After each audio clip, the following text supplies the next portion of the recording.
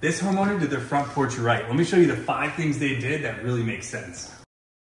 So first up is the breezeway. So they have a covered breezeway that goes from their garage to their front door.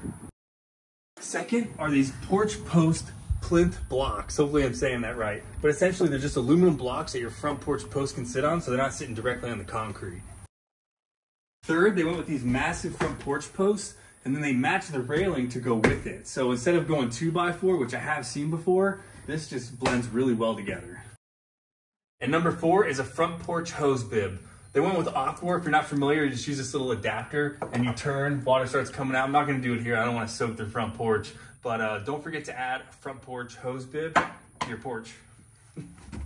And the last, most important, is gonna be the walk around front porch. Look how big this is. So if you come around here, all the way around the back,